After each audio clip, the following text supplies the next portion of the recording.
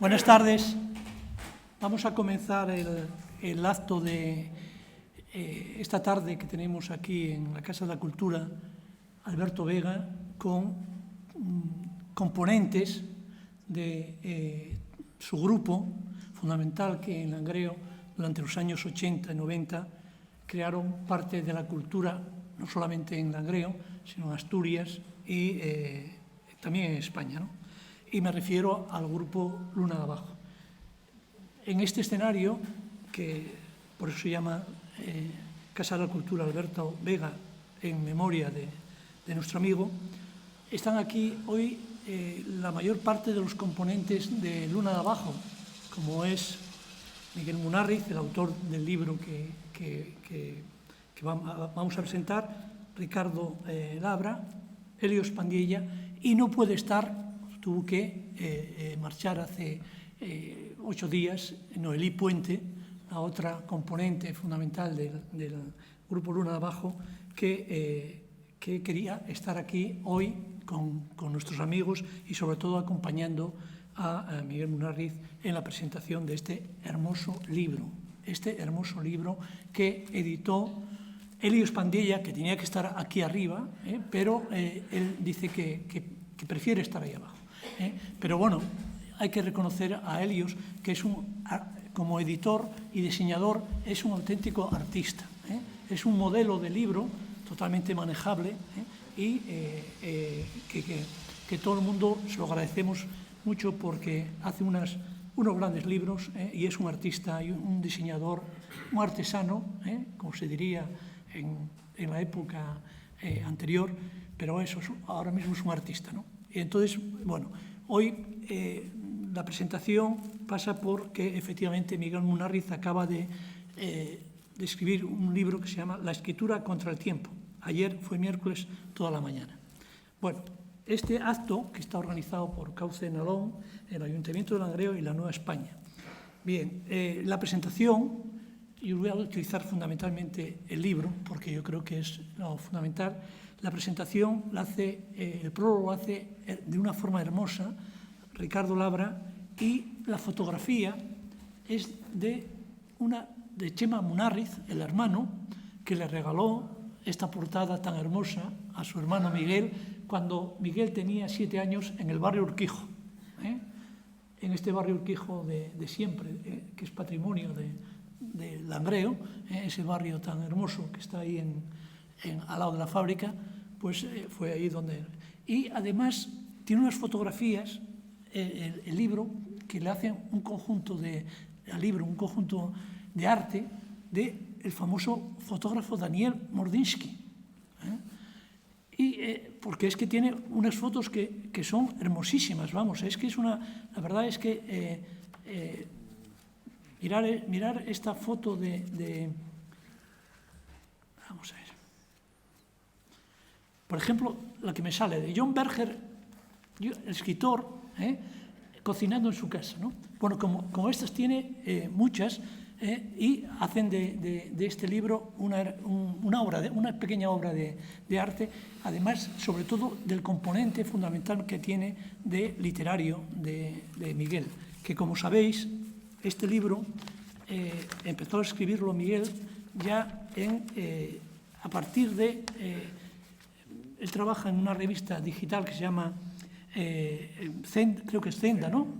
Y empezó con una serie de artículos y acabó terminando este hermoso libro que nos ofrece su personal visión sobre los 20 cuentos que dice que hay que leer, que son, digamos, cuentos prácticamente de la literatura universal. Es decir, que ya los veréis y sobre todo vais a agradecer mucho cómo os comenta él, por lo menos yo me sentí muy agradecido cuando, y yo creo que toda una generación nos vamos a sentir muy agradecidos cuando nos explica este hombre la visión literaria y la relación personal que tiene con algunos de estos grandes. Por ejemplo, con Gil de Viedma, por ejemplo, o con Ángel González, con Juan Cueto, digamos, por tenerlos cercanos a nosotros, bueno, y demás, ¿no? Entonces, es un libro que es por lo tanto, es un compendio iniciático de literatura y una esperanzada propuesta vital, así como un testimonio vivo de una generación determinante en estas últimas décadas, al mismo tiempo que una fascinante biografía literaria del autor. Yo creo que con esto y con decir unas cosas sobre el prólogo tan hermoso que hace nuestro amigo Ricardo Labra, que él mismo, Miguel Munarriz, nos agradece en la presentación, y yo creo que puede decir sencillamente dos cosas de ese prólogo, de forma sintética. Dice Miguel Munarriz que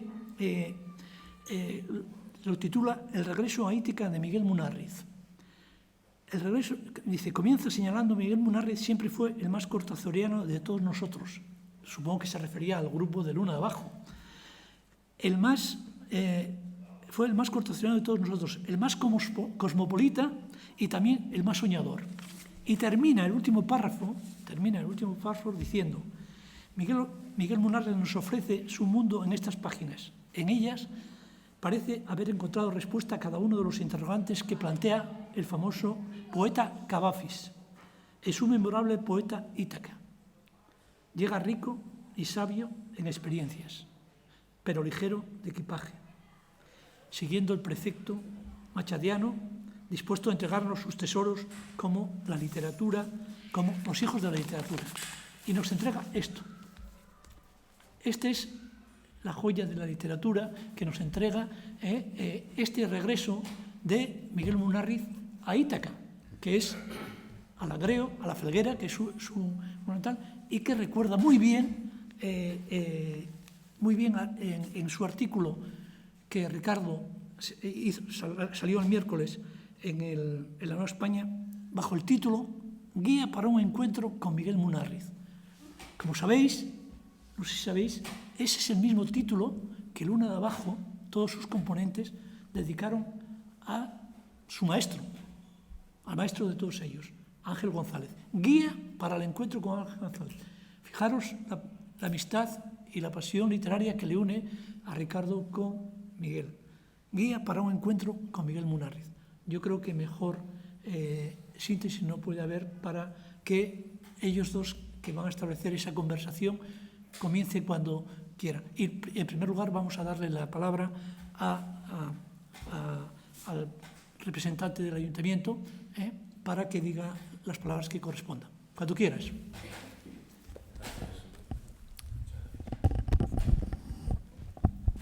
Sí, buenas tardes. Muchas gracias por responder a la convocatoria de la Asociación Cauce del Nalón. No estamos en la presentación de un libro, sino en un verdadero homenaje a una persona criada en Langreo, en el barrio Urquijo. Y es una auténtica alegría ver aquí a las personas a desmentir eso de que en cada casa nunca se reconoce a los propios. A Miguel Munarriz se le quiere, se le respeta y se le admira en Langreo. Que lo tengas claro, Miguel. Eso por encima de todo. Por mi parte seré muy breve, porque ustedes han venido aquí a escuchar a los escritores y a las gentes expertas en el oficio de la palabra, no a mí. Únicamente permítanme decirles que es para mí un placer, un orgullo, un honor representar aquí al Ayuntamiento de Langreo. Nuestra alcaldesa Carmen, tenía la agenda ya con otros actos y hoy no puede estar aquí, pero yo disculpo su ausencia. Te envío un saludo, Miguel, y siente de verdad no poder participar en la presentación del libro. Quiero agradecer también a todos los socios y socias de Cauce de Nalón el enorme trabajo y el esfuerzo que desarrollan para dotar a Langreo y a todo el valle en una vida cultural activa, interesante y variada. El Ayuntamiento está encantado en colaborar con ellos para conseguir ese objetivo y, en particular, por lo que se refiere al acto de hoy. Creo que es de agradecer que hayan trasladado a la Felguera desde su sede en Ciaño, en la Casa de la Huelga, este paseo por la memoria de un autor tan vinculado a nuestro Langreo, a este distrito. Además, es muy apropiado que se desarrolle en esta Casa de la Cultura Alberto Vega, otro hombre de letras que formaba parte del mismo grupo de edad que Miguel, Mientras crecía, leía, soñaba, creaba una España mejor de los años 70. En cuanto a Miguel, todos ustedes conocen lo principal de su vida y de su trayectoria. Es toda una autoridad en el mundo editorial en España. Ha dirigido importantes suplementos culturales y entre sus logros hay un premio tan especial como el que se le concedió el Ministerio de Cultura por su labor en la difusión de la lectura en nuestro país. Un máquina y encima de lo que comenté antes, del barrio Urquijo. Todo esto lo van a explicar con detalle él mismo y las personas que nos acompañan en la mesa.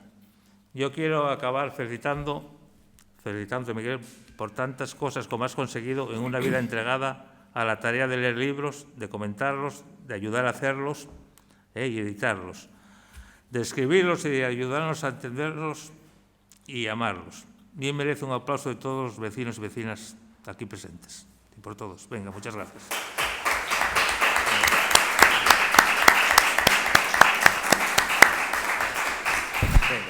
Hay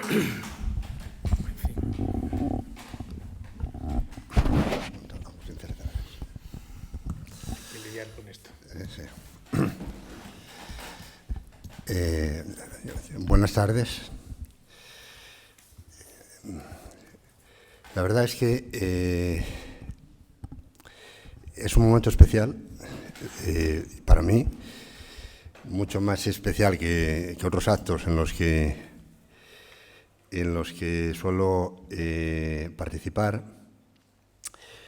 por el hecho de poder estar aquí en la Casa de la Cultura Alberto Vega y al lado pues de mis amigos, de mis compañeros de Luna de Abajo, como si el tiempo no hubiese pasado por nuestras manos, solo muchos libros y no muchos años.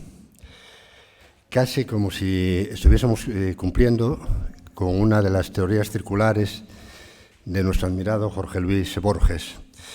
Y lo de la teoría circular viene bien porque este libro tiene mucho de circular. Si nos fijamos en la portada, vemos a un niño que nos mira perspicazmente, pero nada más ver el título, nos damos cuenta que está escrito desde una perspectiva vital muy diferente, por un hombre que ha surcado muchos océanos y muchos mares literarios y vitales. Esto nos indica que estamos ante un libro sapiencial. Son esos libros en los que el autor pues, transmite las experiencias sobre su vida lectora y todo lo que tiene que ver con la literatura.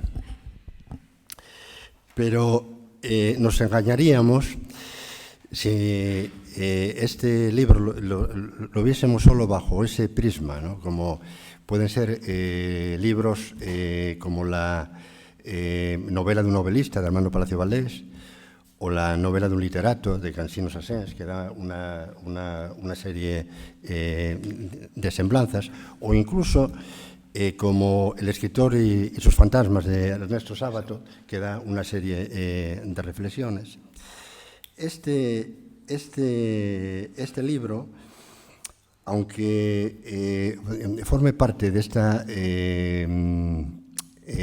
característica de libros sapienciales, parece que Miguel les otorga otra arista para poner en dificultad pues, a los estudiosos y a los especialistas en este género, porque al ser hechos factuales, hechos de la experiencia, generalmente los autores suelen hacer una ficción de la realidad, pero Miguel no hace una ficción de la realidad, sino que trabaja con la verosimilitud de la realidad. Y eso le da una sutileza y una dimensión completamente distinta. Es, por lo tanto, un libro hecho desde dentro de la literatura, desde la pulsión poética y desde la exigencia intelectual. Miguel nunca tuvo cara de empollón, ni de sesudo erudito, pero sí lo es. Es decir, tiene una memoria privilegiada y es un trabajador de la literatura. Y luego, todo lo que viene, digamos, porque está todo relacionado a esa pulsión política, es la causa de toda su consecuencia profesional, de toda esa carrera pues, que nos sorprende, tan brillante, porque Miguel tiene varios recorridos. Es un hombre de la literatura y es un reconocido periodista literario, un gestor cultural y un experto en comunicación. Entonces, con esos tres resortes, pues lo vemos dirigiendo la Esfera del Mundo, donde le dieron el premio de fomento a la lectura el Ministerio de Cultura. Lo vemos dirigiendo,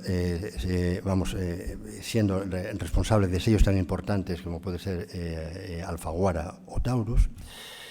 O lo vemos como delegado en cargos institucionales, como delegado del Gobierno del Principado de Asturias en Madrid. Pero no se acaba ahí, es decir, hay cosas muy importantes. Por ejemplo, lo comentábamos mientras nos vimos aquí un momento en el hotel, pues los encuentros literarios de Oviedo. Bueno, yo puedo atestiguar que son puntos de referencia para cualquier investigador que se adentre, por ejemplo, en los poetas de la generación del 50, o que se adentre en los novelistas contemporáneos. Entonces eso quedó ahí. Pero además es un antólogo, es decir, todos los de Luna de Abajo hicimos antologías, es decir, eso viene de la cuna, ¿no? Entonces es un antólogo de la poesía española y asturiana, ¿no? El último trabajo, pues por ejemplo, que dedicó, pues son los últimos del 20, ¿no? Es un título, parece, de Bea Palmira, que es hermoso. Y luego tiene otras antologías que están entre la divulgación y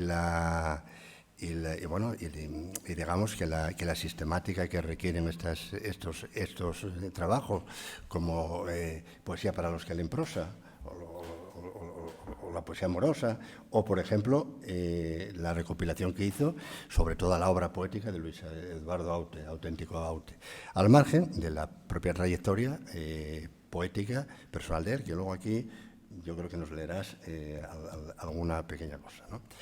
Entonces, todo eso viene precisamente de esa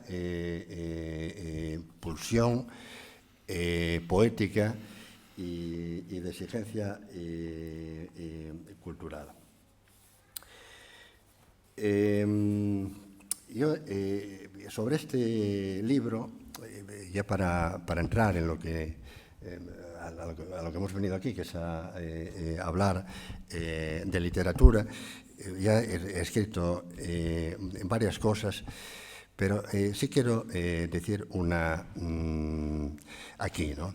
Es un tipo, vamos, es un libro que redime, bueno, más que redime, que es una palabra un poco religiosa, yo diría que justifica la vida de un escritor. O sea, son esos libros que salen muy de cuando en cuando. Y sale, como hace Miguel las cosas, como si fuera sin esfuerzo. Pero hay un sólido y un solvente trabajo aquí.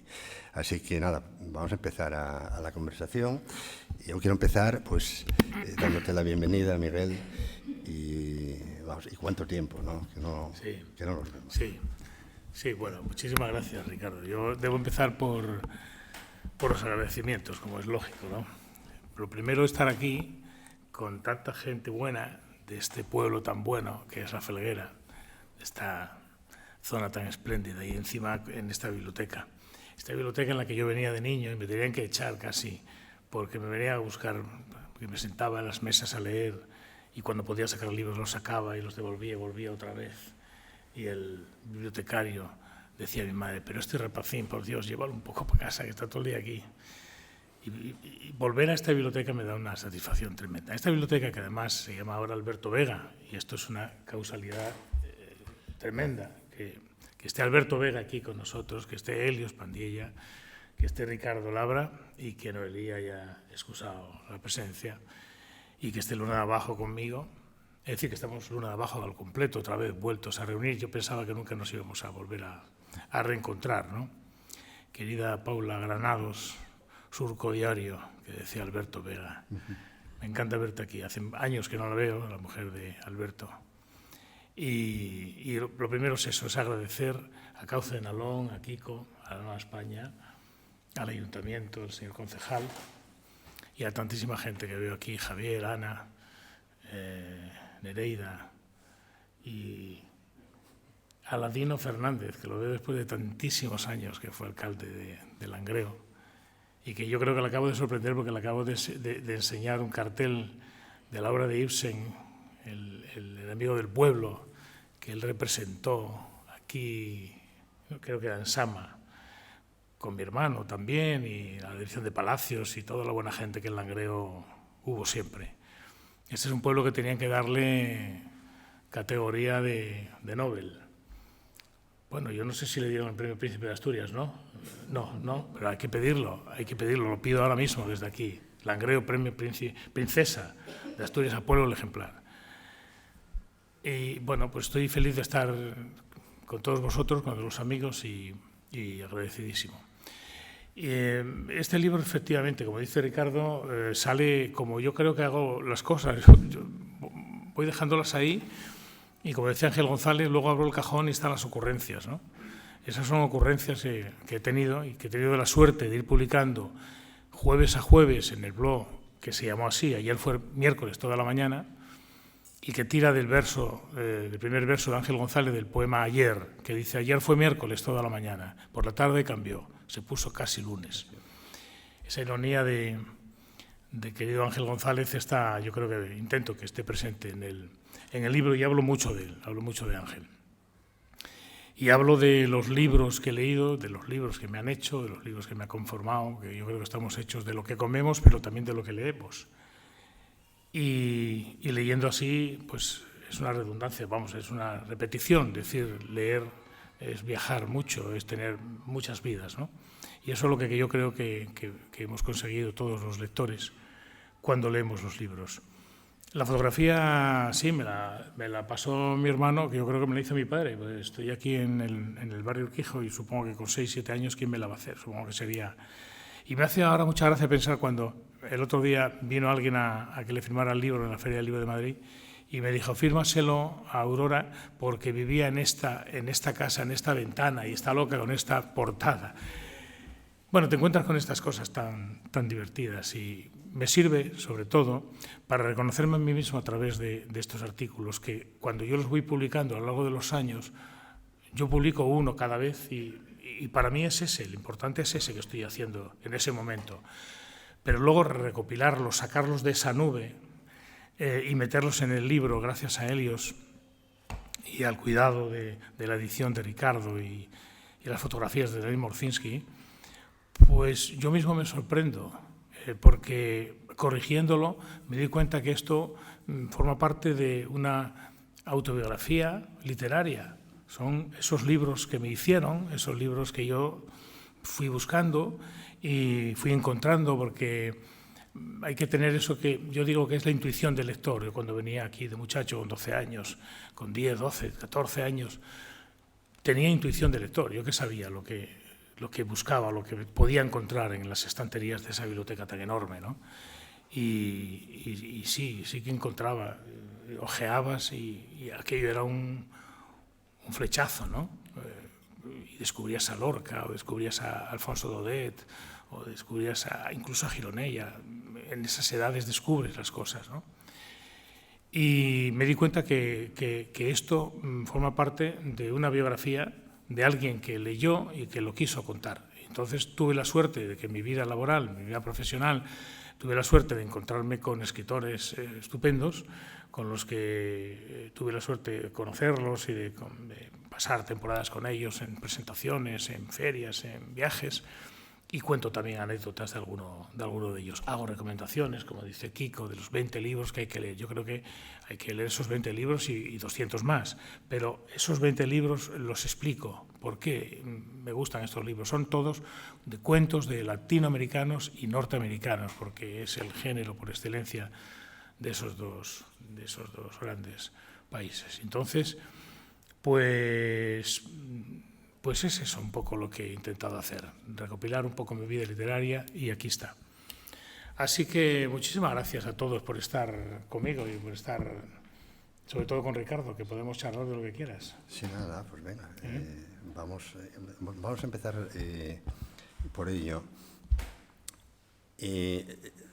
Yo no sé si te habrás dado cuenta, pero yo me imagino que será deliberado. El libro se sustenta en dos columnas, o sea, tiene como una puerta de entrada y otra de salida. Empieza con un poema y termina con un poema, que es son dos autores del 50, dos grandes. Uno es Ángel González, que es un poema tuyo que le dedicas, y terminas con Jaime Gil de Viedma. Qué importante esos poetas para ti, que además conociste a los dos, porque tú eres de los pocos que estuvo con Gil de Viedma en la parte final. Nosotros lo conocimos a través de ti, porque tú fuiste el enviado, eras el enviado, sí, yo el enviado nuestro. Sí. Y entonces a mí sí, es verdad, sí. Me gustaría que leyeses, casi como una coda, el acróstico tuyo, porque tú lo puedes todo. Sí, lo del enviado es verdad, no lo había vuelto a recordar, pero hacíamos los libros aquí en Langreo y yo luego en el 75 fui a vivir a Oviedo y nos reuníamos aquí, hacíamos los libros, salía todo de aquí, pero yo era el enviado porque iba a las librerías de Oviedo a llevarlos para venderlos, ¿no? Y yo era la conexión con la prensa y en fin, aquello fue una temporada muy estupenda. Bueno, pues este poema que me dice Ricardo que lea es un acróstico, es decir, que todos es un poema que dedico a Ángel González y todas las iniciales tienen que ver con el nombre de él, Ángel González. Dice: para Ángel González, Oviedo 1925, Madrid 2018, y empieza así: ahora sé que un papel puede cortar nuestros deseos como un cuchillo, gélido, y atravesar el corazón más impenetrable. La tristeza de no verte puede con todo. González, amigo, odio decírtelo, pero no es soportable que no podamos hacer planes para quedar y, zas, que no vuelva a sonar el teléfono. Así de triste es esta historia, escoria, la historia más triste que conozco. Pero voy a emplazarte a que escribas un nuevo poema. Te dejo esta Z para que empieces. Tú eres capaz de todo. Claro. Pues de Ángel González a otro Ángel, porque el libro está lleno de autores de distintas tradiciones literarias, pero también hay una serie pues, de personajes de enorme interés que tú nos descubres, porque hay aquí uno de los artículos tuyos, yo creo que más extraordinario, que se titula La felicidad de estar descalzo en la hierba. Sí. Y hablas de Ángel Gutiérrez. Ángel Gutiérrez, sí. Eso es. Y es una historia claro, Ángel Gutiérrez, ¿no? Sí, efectivamente, claro. Tuve la suerte de conocerlo, gracias a Marifé Santiago, que estaba en el Gabinete de Cultura del presidente Zapatero, y me llamó, porque yo estaba de delegado entonces en Asturias, en Madrid. Me llamó porque se celebraba el año España-Rusia, ¿no? Rusia-España, España-Rusia. Y me pedía que hiciéramos algo en la delegación. Y me preguntó: ¿conoces a Ángel Gutiérrez? Y dije: no. Dice: mira, Ángel Gutiérrez es un personaje indispensable en la vida cultural, ¿no? En Rusia sobre todo. Él fue un niño de la guerra y entonces tuvo que salir en un barco, lo separaron de su familia, de su madre, de sus hermanas, y llegó a Rusia. Y allí se formó en el teatro, en el cine, y fue un hombre fundamental en el mundo del teatro ruso. Ahora está en Madrid y ha venido a dirigir aquí la RESAC, y es un especialista en Chekhov, y me gustaría que lo conocieras y tal, y hiciéramos algo con él. Efectivamente, fui a verlo y hablé con él, me contó su vida, y yo la escribí, y me quedó ese artículo que hasta tiemblo yo cuando lo leo, porque no sé dónde está eso, pero no lo voy a leer entero, sí. Pero para mí es entrañable. ¿Lo tienes tú por ahí en la página? Sí, lo digo yo ahora. Sobre todo por cómo lo titulo, porque él me impresionó cuando me dijo que para él, de niño, Angelín lo llamaban, era estar descalzo sobre la hierba, ¿no? En un pueblo que no me acuerdo ahora cómo se llama, pero cuando encuentre el artículo lo recuperaremos. Vamos a ver. Está en la página 103. 103, vamos sí. Allá. Es impresionante. Hace tiempo que no lo veo, y era muy mayor, espero que siga viviendo. Dice, la felicidad es de estar descalzo sobre la hierba. Y entonces empiezo diciendo, esta es la historia de Ángel Gutiérrez, personaje indispensable del teatro en Rusia. En Madrid dirigió el Teatro Chekhov, catedrático en mérito de interpretación en la Real Escuela Superior de Arte Dramático, RESAC, heredero del método Stanislavski. Cuando tenía 6 años, Ángel Gutiérrez le gustaba subir a la montaña con su amigo Mariano, pastor de ovejas. Era un tiempo en el que la felicidad se parecía estar descalzo sobre la hierba. En septiembre de 1937 arrancan a Angelín Gutiérrez de su pueblo, Pintueles, para recluirlo en un orfanato de Gijón con 2 de sus hermanas. Él recuerda que enfermó del shock, fiebre y bombas. En octubre los reúnen en un patio, les dan un número y una bolsita de cacahuetes. Y por la noche los llevan a todos al muelle en donde les espera un gran barco de carga. A partir de ahí, el hombre se exilia, crece culturalmente en Rusia y vuelve a Madrid. Y es una vida tremenda, tremenda. Claro. Sí, te agradezco que me haya recordado esto. Y lo censuran porque quería hacer esa obra de Alamar, Fui por naranjas. Es que sí, eso es muy bueno. Sí. Además, Alamar Fui por naranjas, cosa que Alamar no tiene, que todos sabemos. Sí. Hay mi dulce amor, ese mar que ves tan bello, es un traidor. Cantaba mi madre y cantaba la madre de todos, seguro, ¿no? Eso lo cantaba Ángel González, le gustaba muchísimo. A mí me encanta esa canción.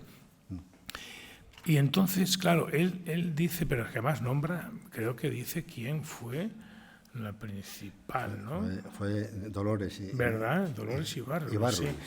Ángel Gutiérrez tenía la sospecha de que la censura, que le censuraban, sobre todo con ese poema que es surrealista en realidad, ¿no? A la mar fui por naranjas, cosa que la mar no tiene. Y le dicen, tenía la sospecha de que la censura no actuaba llevada solamente por su celo ante todo lo que no comprendía o interpretaba, que no era bueno para el régimen. Después de 10 años de arduas negociaciones para conseguirlo, supo que los propios censores, algunos de los cuales llegaron a estimarle, que quien había estado en la sombra en contra de que su proyecto viera la luz había sido la misma pasionaria Dolores Ibarruri. Bueno, son historias escalofriantes, no se sabe tampoco, yo no sé, él cree, no lo puede afirmar, ¿no? Dolores Ibarruri fue diputada a Cortes en la legislatura democrática del 78 por Gijón, sí, creo, o no, me equivoco, Aladino. Ella era de Bilbao, pero me parece que se presentó por Gijón. Por Asturias, perdón, por Asturias.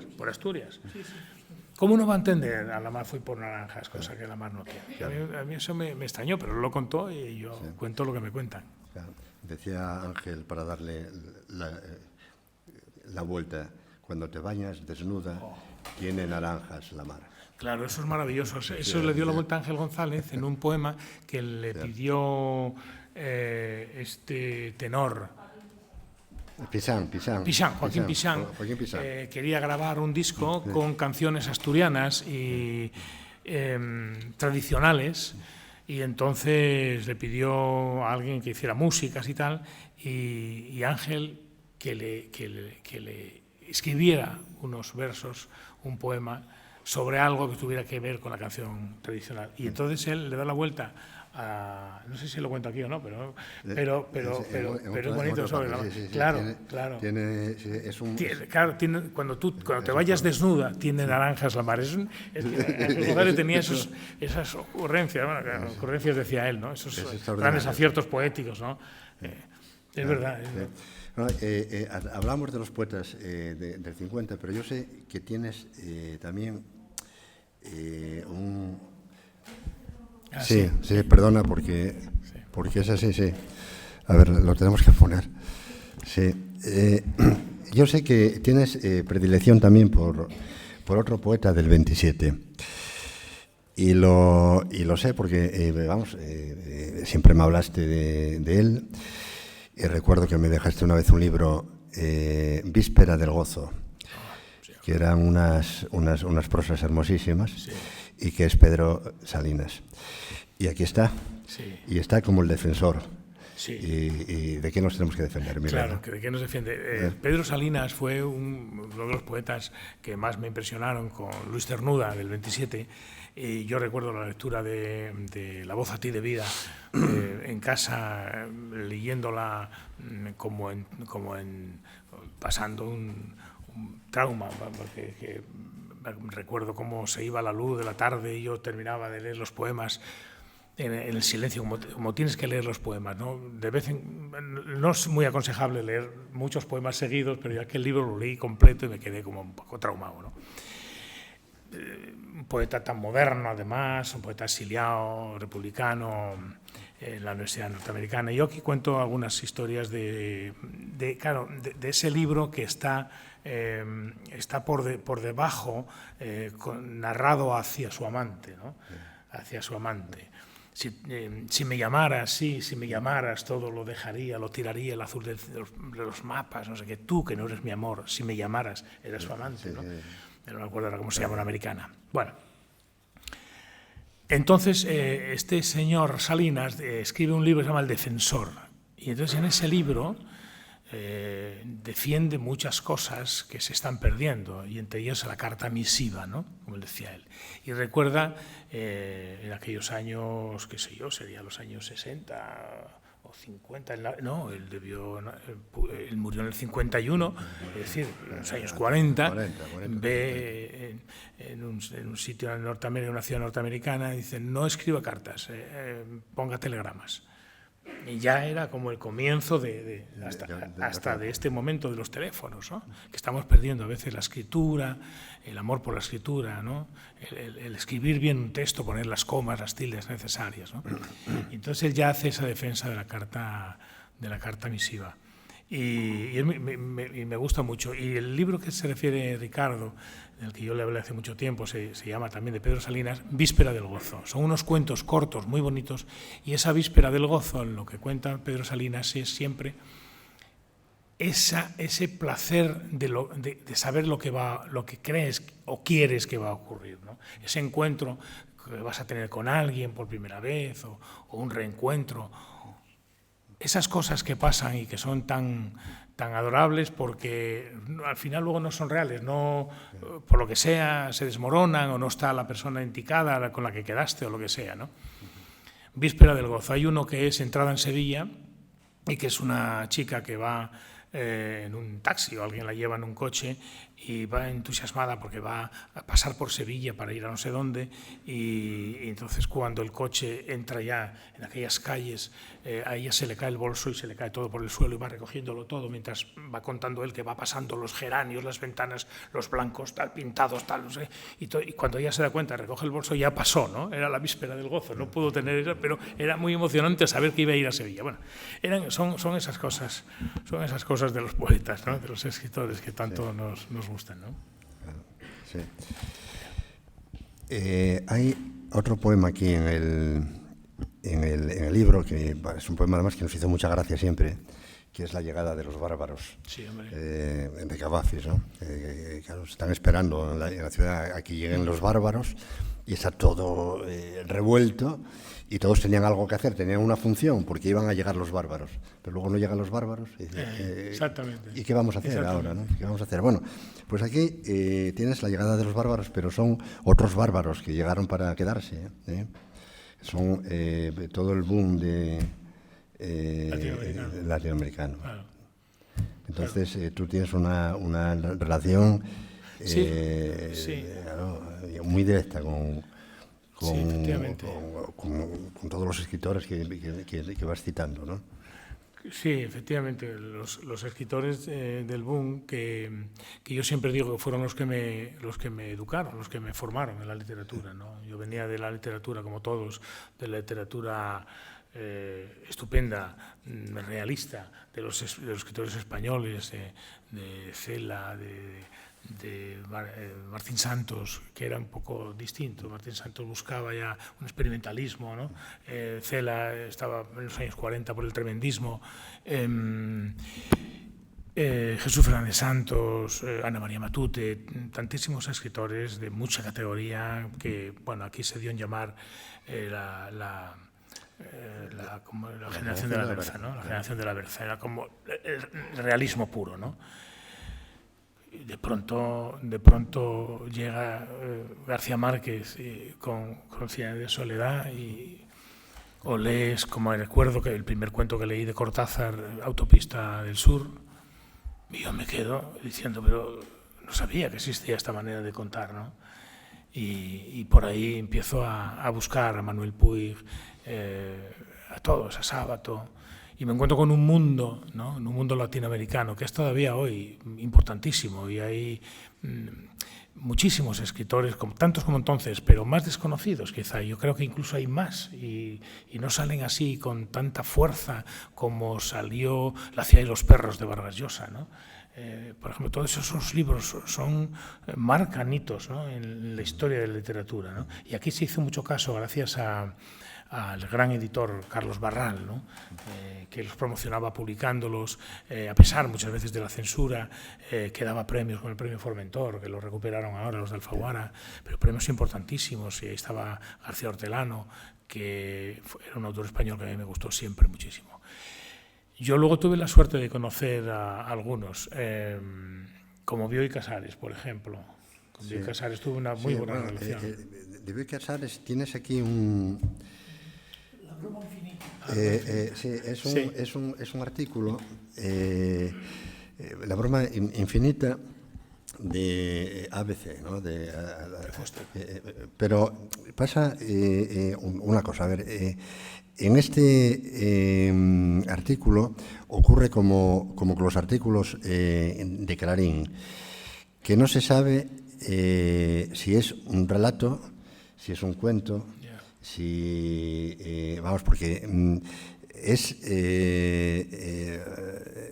una de las, yo creo que de las delicias del libro. Tiene varias claves. Adolfo Bioy Casares para nosotros fue siempre una referencia. Hizo con Borges y con Silvina Ocampo la antología de los cuentos fantásticos, que fue tan importante. Era el confidente de Borges. Cuando lo trajo Miguel aquí, pues claro, estábamos, era una cosa que nos costaba hasta dirigirnos a él. Y entonces Miguel utiliza un título, La broma infinita, que es de David Foster Wallace. Es una novela que tiene muchísimo éxito. Es un autor que se suicidó y es alguien que le gustaba muchísimo el tenis. Y Adolfo Bioy Casares jugaba al tenis. Yo creo que viene por ahí. Pero lo curioso es cuando se reúnen dos personas inteligentes, es decir, los escritores siempre creen que los otros no leen, y la mayoría de las veces aciertan. Cuando hago, dice, bueno, usted me habla de un libro y no... Pero hay veces que pega con el lector verdadero, ¿no? Y entonces aquí es ese juego, esos equilibrios, y yo creo que es extraordinario. Yo creo que lo podías hasta leer un poco y comentar. Esta es la foto de Daniel Morcinski de Bioy Casares. Sí, me gusta mucho eso. Verás. Efectivamente, lo que dice Ricardo, pero yo particularmente te preguntaría, además de lo que añadís, ¿cómo te sentiste tú con él al lado cuando permanentemente te preguntaba él a ti sobre su cuerpo? Estaba sorprendido, sí. Porque no sabía si me estaba bromeando. Ahora lo cuento, para que lo sepan. Dice, la broma infinita de Adolfo Bioy Casares, ABC, Adolfo Bioy Casares. Pongo una cita de él. Al borde de cosas que no comprendemos del todo, inventamos relatos fantásticos para aventurar hipótesis o para compartir con otros los vértigos de nuestra perplejidad. Y dice así, una mañana soleada de mayo de 1991 fui a recoger a Bioy al hotel. Habíamos quedado para comer en el restaurante de un amigo que estaba experimentando nuevas combinaciones en los fogones y a medio camino le saqué la conversación sobre sus cuentos, a pesar de que ya sabía que Bioy no era muy partidario de hablar de literatura, y de la suya menos. Me preguntó cuál era el que más me gustaba y yo, que podría haber escogido cualquier otro, por ejemplo, de La forma del mundo, en el que un ingenuo estudiante de geografía se ve enredado con contrabandistas, le dije, lo desconocido atrae a la juventud.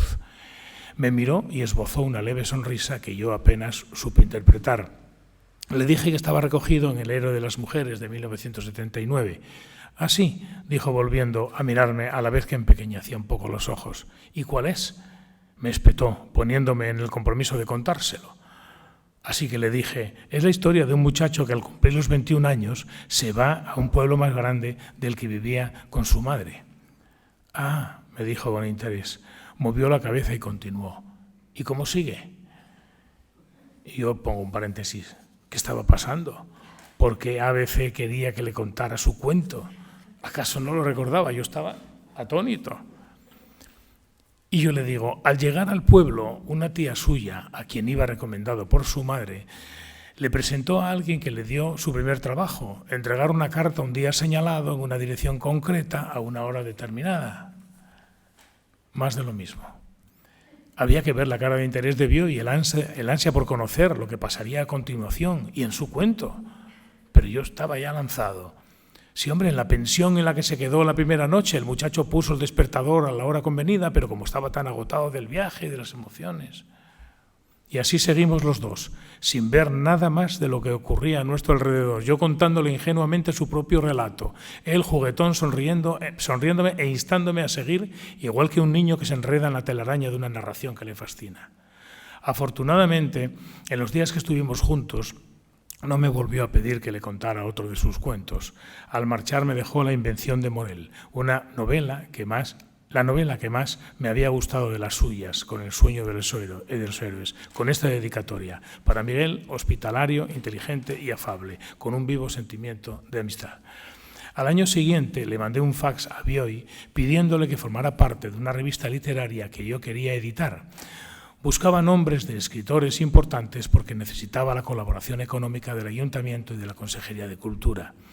Bioy enseguida me contestó.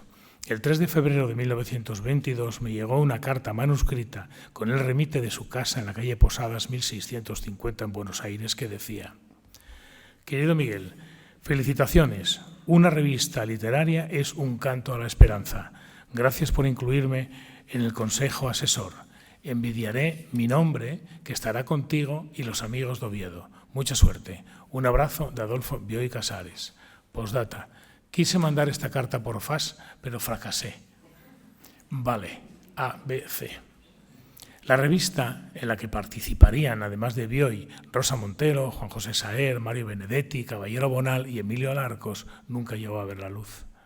Ya sabemos cómo se las gastan las administraciones públicas. Bueno, de paso, hay que echar, ¿no?, algunas críticas también. Sí, me gustó mucho aquello, sí, el encuentro con Bioy. Es que ese relato que comenta Bioy, yo te imagino completamente asombrado, claro, porque era muy bromista y no le gustaba hablar de literatura, y digo, de verdad, era de él menos. Yo luego, unos años después, lo volví a traer a Oviedo. Y estaba yo con Daniel Moyano, porque lo tenía en Oviedo contratado por el Ayuntamiento de la Universidad y conseguí que viviera allí para dar talleres literarios, pues como era tan amigo de Bioy, me invité a Bioy a dar unas charlas. Bueno, unas charlas, no, una conversación, como tenemos ahora Ricardo y yo, con Daniel Moyano. Y Daniel ya sabía que no iba a hablar de literatura y le preguntaba y le tiraba y no sé qué. Y no soltaba prenda, es que es una cosa tremenda. Sus días de estanciero en Buenos Aires. Días perdidos de bueyes. ¿Cómo era? El título de Daniel Moyano era muy bueno. Días perdidos, días y bueyes perdidos, algo así. Que era como el paso del tiempo que va pasando y vas dejando las cosas. Los bueyes debe ser por la pampa, ¿no? Claro. Y efectivamente, Bioy y Borges tuvieron una grandísima amistad, como todo el mundo sabe, sobre todo Ricardo, que es un borgiano excelente. Y en los años juveniles también ganaron algo de dinero, o por lo menos jugaban, porque eran muy juguetones, a hacer frases de publicidad. Y llegaron a hacer unas publicidades para unos yogures. Y yo nunca lo encontré eso. Y yo decía, Bioy, porque le llamamos Bioy, ¿cómo eran aquellas frases del yogur? ¿Qué cosas dices? Sí, hombre, tú y Borges, porque imagínate encontrar, ¿no? El yogur no sé qué, cómelo. Pues, escrito por Borges y Bioy, por Dios. No, bueno, tú sabes, ¿no? Tú sabes, nunca lo contó. Qué mago era. Bueno, queremos tanto a Julio. Ya, Julio Cortázar, claro. Queremos tanto a Julio. Mira, yo te voy a leer una frase que es una cita de Cortázar, pero que no sé si la escribiría para ti, que dice: siempre fuiste mi espejo. Quiero decir que para verme tenía que mirarte. Qué bueno. Es así, ¿no? Qué bueno, sí. Yo en mi casa de Oviedo escribía en un pequeño escritorio que Helios me dibujó allí, mirando por la ventana. Una habitación pequeña con un pequeño escritorio, los libros, y tenía un dibujo de César Vallejo, alguna foto más y Cortázar, ¿no? Y cuando Cortázar murió, 12 de febrero del 84, recorté el periódico, y entonces era de recortar periódicos y colocarlo allí. Y era como si hubiera muerto mi padre literario, ¿no?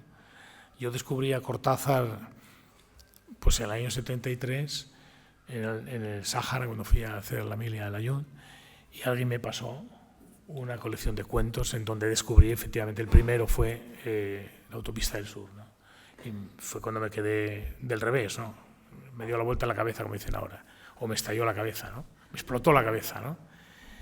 Y esa manera de contar, ¿no? Porque sabéis que la autopista del sur conecta con París, y entonces Cortázar va contando allí, hay un atasco y en principio va diciéndote: la chica del Citroën no sé qué para porque va delante un Peugeot no sé qué, y una furgoneta amarilla, tal, ponen las marcas de los coches. Llegan a tener un atasco tal que se tienen que quedar varios días. Las poblaciones de alrededor de las casas les venden el agua, no se lo dan, hacen estas cosas, duermen allí, se conocen, hacen el amor no sé quién porque ligan, tal. O sea, es un mundo, un micromundo en aquel momento en medio docena de páginas. Y luego ya cuando ya conocemos todos esos personajes que están en esas marcas de coches, cuando ya se abre la autopista, empiezan a salir, y entonces ya empieza él a contarlo como el Peugeot azul, no sé qué, va adelantando al Citroën, tal, que tú ya sabes quién va allí, la chica tal, se va mirando. Bueno, en fin, yo quedé con aquel cuento, digo, ¿cómo se puede contar esto de esta manera tan sencilla? Y Cortázar entonces para mí fue importantísimo. Yo ahora que está aquí él, sí él recordará cuántas veces dimos la vuelta al parque, 100 veces la vuelta al parque de la Felguera, por aquella estrecha acera que en los años 60 llamaban el Paseo del Pelargón, porque andábamos todos ahí mirándonos, los chicos y las chicas, de jovencitos y tal, pero ya un poco más mayores, él y yo recordando los cuentos de Cortázar. ¿Te acuerdas de aquel que cuando venía y la pluma de pavo, tal, otro, tal? Y él me contaba uno y yo le contaba otro. Fue Cortázar muy importante en nuestra formación, ¿no? nuestra formación, de nuestra mente loca de inventar mundos, ¿no? Así que a Cortázar sí le dedico cosas también. Ya que citaste los paseos por el parque,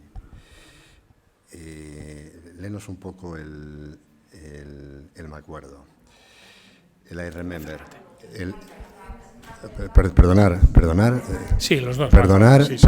Porque es que siempre voy para atrás.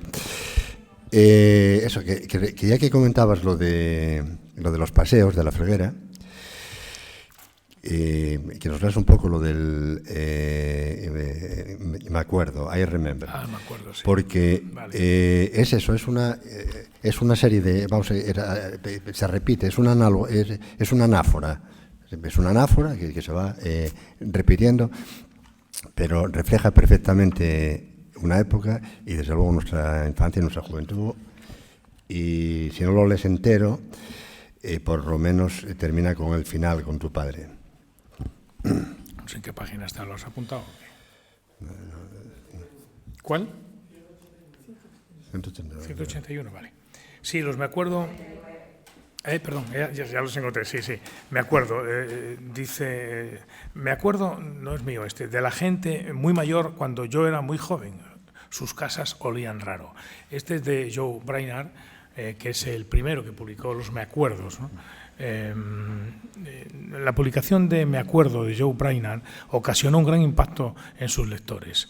George Perec se inspiró en él años después para escribir su Me acuerdo que dedicó a Brainard. Son frases breves que evocan una mirada íntima de la vida, sentencias que no solo son reflejo de una memoria personal o de una azarosa evocación filosófica y literaria del pasado. Son detalles mínimos que rememoran episodios de la infancia y adolescencia, recuerdos del colegio, nombres de actrices, eslóganes y hechos históricos. Por ejemplo, me acuerdo de la guerra entre India y Pakistán, me acuerdo del algodón dulce de las ferias, me acuerdo del yo-yo. Estos son de Brainard, ¿no? Y entonces yo empiezo con mis me acuerdos. No los voy a leer todos, pero a ver, salteo por ahí. El primero es, me acuerdo del tren de madera que hacía los 20 kilómetros del trayecto Langreo-Gijón en 2 horas y media. O sea que os acordáis todos, claro. Me acuerdo del olor de las patatas friéndose en verano con todas las ventanas abiertas. Es que todos son recuerdos de infancia y juventud. Me acuerdo de cómo fumaba mi padre. Ahora ya esto no se puede decir. Me acuerdo de Pedro Pablo Ayuso, Guillermo Sautier Casaseca, Teófilo Martínez y Juana Ginzo, las historias de la radio. Me acuerdo del pan con chocolate, me acuerdo de las motos con Sidecar, me acuerdo de los 25 años de paz, me acuerdo del vota sí del referéndum del 66. Me acuerdo de los bigotes recortados de los hombres. Me acuerdo de la alegría familiar merendando en el campo. Me acuerdo de los bañadores Meiba. Me acuerdo de la capucha de papel cubriendo el tapón de la gaseosa la casera. Me acuerdo de Netol. Me acuerdo de Juan Erasmo Mochi de Scalanifi. Me acuerdo de la ropa tendida sobre la hierba, secando al verde. Me acuerdo del libro rojo del cole. Me acuerdo de que mi madre no celebró un cumpleaños en su vida. Me acuerdo de Matilde, Perico y Periquín. Me acuerdo de la saga de los porretas. Me acuerdo de la ballena alegre. Me acuerdo de las plaquitas de la entrada de las casas que decía Dios bendiga cada rincón de esta casa. Y con este término. Me acuerdo de mi padre nadando en el mar hasta perderlo de vista. Todo el mundo tiene sus me acuerdos. Y yo invité luego a muchos amigos a que escribieran sus me acuerdos para publicarlos en Zende. Y como locos me mandaban todos sus me acuerdos. Y son maravillosos, porque cada uno son personales, pero son comunes. Todos tenemos esos. Son las 9:24. Sí. La idea es acabar para las 9:30. Sí, vale. Comentas lo que consideres y después abrimos un poco. Sí, sí. No, lo podemos abrir. Sí, abrimos ya, ¿no? Sí, abrimos ya, si alguien, quieren. vamos. Y luego nada, si no intervengo yo. Luego. Queda abierto la conversación ahora al público y podéis preguntar directamente al autor y Ricardo. Pueden incluso no preguntar. Sí. Pero bueno, yo estaré encantado de hablar con todos. Vale. Digan un me acuerdo, por ejemplo. Que alguien diga un me acuerdo. de ese tipo, una frase. Me acuerdo de la colada de la fábrica cuando caía, ¿no? Por las noches, iluminando la noche, ¿no? Ahora. De cuando ibas a casa de tu tío Pepe, el vino, Wow. porque yo era vecina puerta con puerta de Wow. Vale, el mejor me acuerdo. Oh, gracias. Joder, estaba comentando con mi mujer antes la importancia que para mí tuvieron mis tíos, Pilar y Pepe. ¿Eh? Sí. No, claro. Gracias. ¿Sabes? Muy bien. Sí, es que da gusto venir al Langreo, desde luego. Un poco del contenido del libro a escritores propios de Asturias, en particular de este valle, quería que nos comentaras algo en concreto de Zapico y sobre todo ese escrito tan hermoso que has hecho sobre Juan Cueto, que me parece de las cosas que yo he leído más hermosas que ha hecho. Pero tengo que recordarlo mirándolo, porque si no... Zapico es de Sotrondio, me parece. Sí, de Blimea. De Blimea, hay que especificar. De Blimea, vive por Suiza o por ahí, es premio nacional de cómic, y es el que hizo muchos libros de novela gráfica, pero 3 tomos sobre la revolución asturiana del 34, y es una maravilla. Sí, yo escribí varias cosas sobre él, aquí recojo algo, por 2 líneas, pero no sé, dime dónde está, porque no sé en qué página está, pero Zapico es muy importante. Vamos a ver. Está en la página 61. Venga, vamos allá, un poquitín nada más, para que sepan quién es Zapico, bueno, ya lo conocerán. Sí, Albalá del Norte, efectivamente, Alfonso Zapico, contador de historias. Y dice él, me ha costado mucho más dibujar la Cuenca de los años 30 que el Dublín de finales del 19, porque él hizo un libro sobre James Joyce y entonces tuvo que dibujar el Dublín del 19, ¿no? La Balada del Norte 1, porque yo comenté el 1 antes de salir los otros, es una historia que comienza en Madrid en 1933, en el momento en el que el intelectual Tristán Valdivia debe regresar a Asturias por motivos graves de salud. Aquí intentará comenzar de nuevo en el caserón familiar, propiedad de su padre, el marqués de Montecorvo, un anciano aristócrata, dueño de la compañía minera del noroeste, envuelto en el fragor de la Segunda República, de cuyo régimen dijo un historiador que no había conocido ni un solo día de tranquilidad. Y cuento la historia de la Balada del Norte, que os recomiendo a todos vivamente, porque es una novela gráfica en 3 tomos maravillosa, porque volvemos a recuperar todo lo que la historia, ¿no?, de Asturias del año 34, que fue tan dura, ¿no? Y luego Juan Cueto, Llamen a Juan Cueto, a los 209. porque llamen a Juan Cueto, claro. Juan Cueto, ya de sobra conocido, fue esa figura poliédrica, intelectual, divertido, europeísta, que montó los Cuadernos del Norte con la ayuda de entonces de la Caja de Ahorros de Asturias, y nos puso en el mapa internacional, porque salía de aquí los Cuadernos del Norte y ahí publicaba Humberto Eco, el más pequeño, vamos. Un adelantado, totalmente. Un adelantado. ¿Qué página me dijiste? 209. Y bueno, pues nada, llamen a Juan Cueto es por una frase que dijo, creo que Juan Cruz, ¿no? Sí. En enero de 1980 nació Los Cuadernos del Norte, la revista cultural de la entonces Caja de Ahorros de Asturias, que dirigió Juan Cueto. El consejo asesor lo formaban Evaristo Arce, José Luis García Delgado, Fructuoso Miaja y Vidal Peña.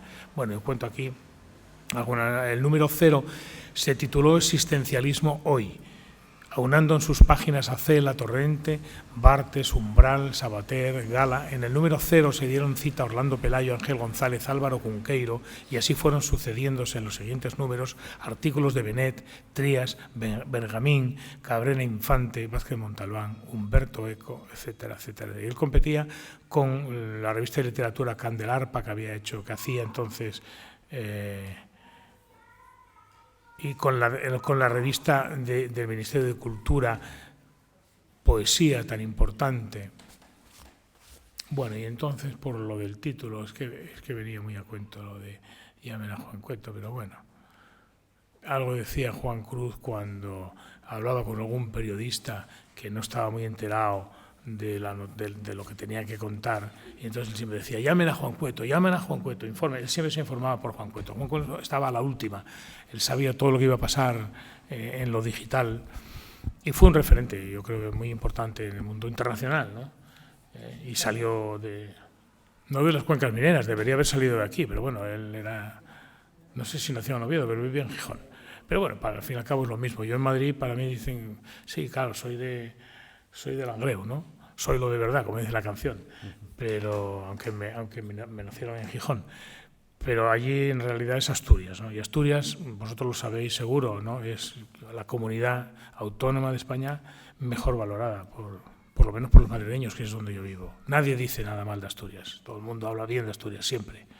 Siempre pueden decir mal, bueno, los catalanes no sé qué, los murcianos no sé cuántos, los gallegos, ni van ni vienen, esas cosas, ¿no? Esos tópicos, ¿no? Pero Asturias, Asturias ya es algo intocable. Y eso es una maravilla, es un orgullo, ¿eh? Es un orgullo. Creo que lo sabéis todos, pero bueno, por si no, yo os lo cuento. Sí.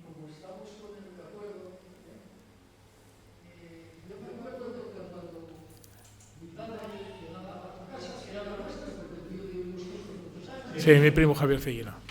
Y entonces llegaba mi padre y decía al estudio, acaba de llegar el Miku. Esto era mi cuñado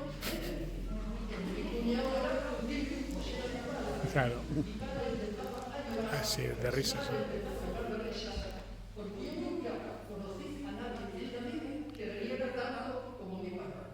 Es verdad. Bastaba que mi padre le mirara, para que la cara de mi padre se iluminara y se empezara a reír y no paraba. Sí, sí, es verdad. Eso sucedió durante muchos años. Sí. Y siempre era el mismo sonsonete. Tu padre siempre decía lo mismo. Mi padre siempre respondía igual. Y en ese sentido mantuvieron los dos una relación extraordinaria entre cuñados. Y bueno, yo creo que fue...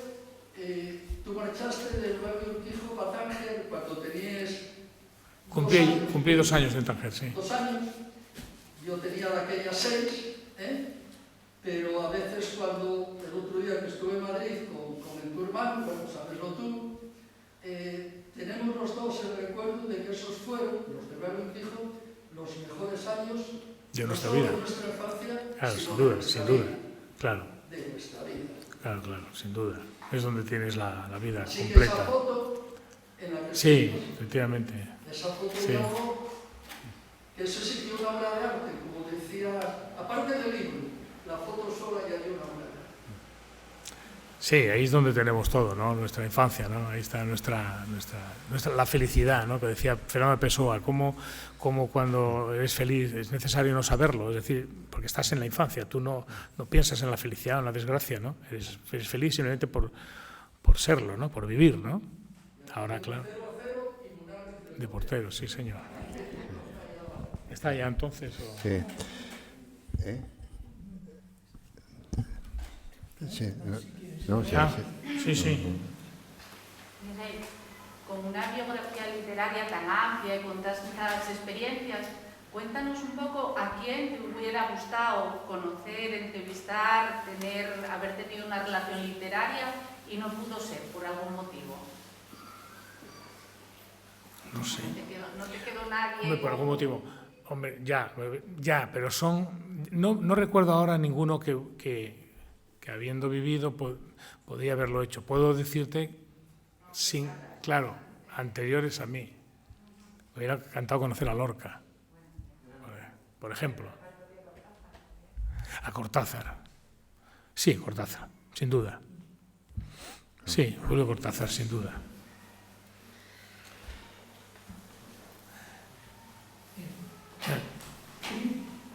Pregunta. ¿Bovary o la regenta? ¿Perdón? No, por Dios, Bovary no vale nada al lado de la regenta. La regenta superior, por favor. ¿Cuál? No entiendo bien. No, yo siempre la regenta, yo soy muy clariniano.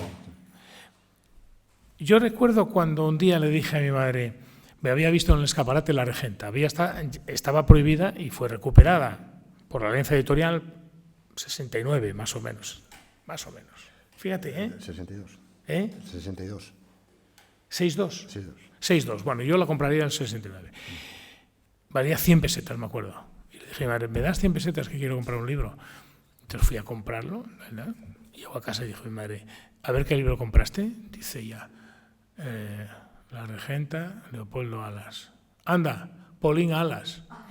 Y yo, ¿Paulín Alas? Dice, así, hombre, este era amigo de tus tías. Entraba en casa a tomar el té. En fin, es una historia que tengo en la cabeza que tengo algún día que contarla. Pero yo siempre soy clariniano. Por él, el personaje es muy, muy importante en el mundo de la cultura y de la crítica y de meter el dedo en el ojo, en el poder y en todo lo que no le parecía bien, ¿no? Clariniano hasta la muerte. La Regenta me parece una obra excelsa. Y Madame Bovary está más arriba porque los franceses saben vender muy bien. Bueno, con perdón, Gracias, creía que iba yo solo. Y Karenina es excesivamente larga. Vamos a ponerle un pego. Antes de dar la última palabra a la mesa, vamos a presentar el próximo acto, que lo va a hacer José Ramón López, que es el director de CUME y el director también de Creación Escénica, Carlos Álvarez Novoa, que hacemos conjuntamente el próximo acto con Cauce de Nalón y Creación Escénica. Carlos Álvarez Novoa lo conocías. A Carlos fui miembro de Carlos. Al tiempo excepcional. Estoy enamorado de ponerme contigo. Es que creo que podía hacer bien. Bueno, utilizando un poco las palabras del señor concejal, el próximo viernes a las 8 de la tarde, aquí también en la Casa de Cultura Alberto Vega, 3 máquinas, 3 poetas lambereanos, como son Javier Cellino, Teresa Martín Suárez, Enrique Serrano, los 3 lambereanos que nos van a presentar 3 poemarios nuevos que se han editado recientemente: El portador de resinas, de Javier Cellino, Meditaciones en tiempos de hipocresía, de Teresa Martín, y Antiposible, de Enrique Serrano. Intervendrá el editor Agustín Sánchez, director de las editoriales El Sastre, Apolinario y Legados, y el acto estará presentado por Francisco Villar de Cauce. El viernes a las 8 de la tarde, aquí en la Casa Cultural Alberto Vega. Para finalizar, yo creo que Miguel, podéis opinar también del trabajo que ha hecho Elio consigo y sobre Ricardo Lara, el último libro que ha hecho sobre la Para finalizar, yo creo que Miguel, podéis opinar también del trabajo que ha hecho Elio consigo claro. Y sobre Ricardo Lara, el último gran libro que ha hecho sobre Ángel González. Sí, hay aquí una nota, ¿eh? Sí. Hay aquí una nota. No, el libro canónico de Ángel González, sin duda ninguna. Mal que le pese a algunos estudiosos de la literatura española y de la poesía española, el tuyo es un libro canónico. Sensacional, de un estudioso, de verdad. No como yo, que soy un diletante y que ando pinchando de aquí y de allá y que escribo como hablo y al final, bueno, en fin, es más o menos divertido. Espero que divierta también la lectura. Pero vamos, Ricardo, es un estudioso como el fo, ¿no? Entonces, Ángel lo conoce muy bien, lo ha leído muy bien, y ese libro va a tener un recorrido enorme por los siglos de los siglos en las universidades españolas, sin duda. Va a haber continuidad en este. ¿Va qué? Va a haber continuidad ¿Va a haber otro volumen? Fíjate que no he vuelto yo a escribir. Faltan muchos autores. Faltan muchos autores. Ya, faltan muchos autores, sí. Faltan muchos. Sí, bueno, pues igual me animo, ¿no? Sí. Como sigas, sí, yo, ¿no? Sí. Vale, bueno, sí. Yo, no, solo quería recordar, no voy a leer el poema de Gil de Viedma, que es largo, pero es que el último artículo se titula Nosotros, los de entonces. Porque nosotros somos esos de entonces, digo. La educación sentimental de mi generación viene, entre otros sismos, del neorrealismo italiano, de las novelas y los relatos de Cesare Pavese. Algunos nos hicimos deudores de su poesía, Laborar Estanca, o del cine, la literatura de Pasolini, de Alberto Moravia, también de Buenos días, tristeza, y de todos los chicos y chicas, y de las casi adolescentes francesas, las dos François, Sagan y Hardy. Y hay más, ¿no? Pero quería recordarlo porque estamos con Brasán, con Prévert, con Gilles Biedma, con Jules Greco. Esto es un homenaje a Jules Greco. Nosotros, los de entonces, ¿no? Los que éramos y seguimos siendo, ¿no? En contra de lo que muchos piensan, aquellos que insultan como los progres, ¿no? Yo claro que soy un progre. Lo fui un progre porque fue un hombre que buscaba el progreso de la vida y de la cultura y de todo, ¿no? Y bueno, nada, quería agradeceros muchísimo otra vez porque me encanta estar aquí, me encanta venir a Langreo, me encanta venir a Asturias y ver tantas caras conocidas y fíjate, qué sorpresa me has dado tú con tu me acuerdo.